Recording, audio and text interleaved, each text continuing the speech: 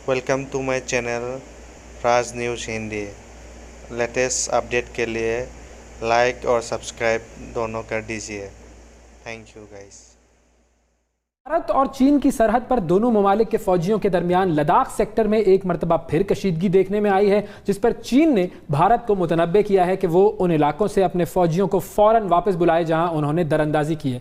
चीन ने कहा है कि सरहदी फौजियों को काबू में रखे और LAC यानी कि जो लाइन ऑफ एक्चुअल कंट्रोल है उसकी इश्तियाल अंगेज खिलाफ वर्जी बंद करें। दिल्ली में चीनी सिफारत खाने की तरफ से जारी किए गए एक सख्त बयान में कहा गया है कि भारतीय फौजियों ने पेंगोंग सो झील के जनूबी किनारे पर जो दर्रा रेकेन है उसके नज़दीक गैर कानूनी तौर पर LAC की खिलाफ वर्जी की है। चीन और भारत में बढ़ती हुई कशीदगी की वजह क्या है, भारत और चीन का फौजी टकराव कितना संगीन होगा और क्या ये मुमकिन भी है, इस पर हम बात करेंगे। हमारे साथ मौजूद हैं सहाफ़ी और तज्ज़ियाकार जनाब अहमद कुरैशी साहब। अस्सलाम वालेकुम अहमद। वालेकुम अस्सलाम। अहमद, ये अब दोबारा से ये सिलसिला शुरू हो रहा है, ये क्या हुआ? ये रुक गया था, ये मामला डीएस्केलेट हो गए थे। बिल्कुल। अच्छा, क्योंकि 2 महीने से चल रहा है, 15 जून से चल रहा है, तो थोड़ा सा इसमें बोरियत आ रही है। तो मैं आपको शुरू में बता दूं, इसमें जो मज़ेदार और इंटरेस्टिंग चीज़ है, जो इस दफ़ा इंटरेस्टिंग और मुख्तलिफ चीज़ है, वो ये है कि ऐन उस वक्त जब इंडियन और चाइनीज़ मिलिट्री कमांडर्स बैठे हुए थे, ऐन जिस वक्त बैठे हुए थे, 5वां इजलास उनका जारी था, यानी 5 टाइम्स 15 जून से अब तक 5 दफ़ा वो बैठ चुके हैं।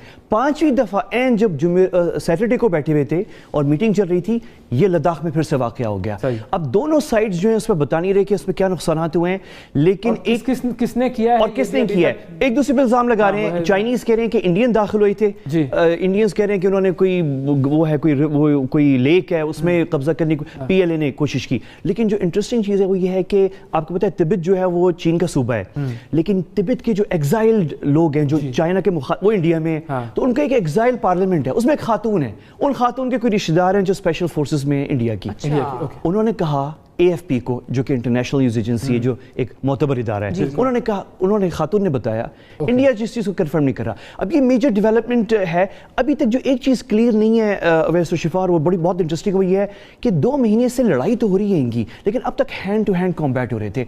मैं इंतजार कर रहा हूँ कि कब हैवी वेपन्स इस्तेमाल होंगे, तोपें होंगी, फौजी मारे गए थे, नहीं वो सब, लेकिन हैंड टू हैंड कॉम्बैट, उसमें हैवी आर्म्स अभी तक इस्तेमाल नहीं हुए।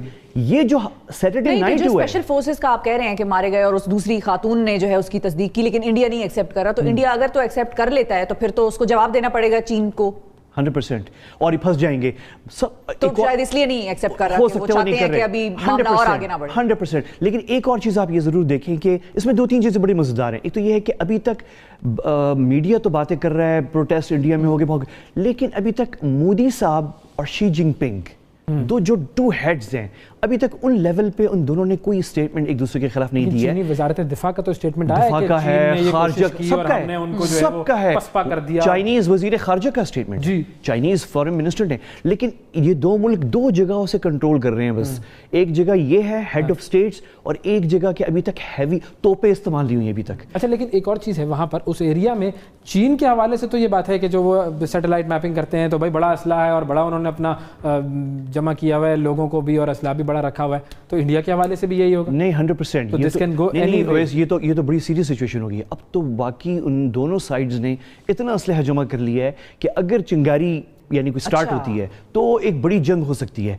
तो वो सीरियस सिचुएशन तो है, मैं ये नहीं कह रहा कि एक्सट्रीमली सीरियस। इसमें पाकिस्तान को तो नहीं पुल इन कर लेंगे?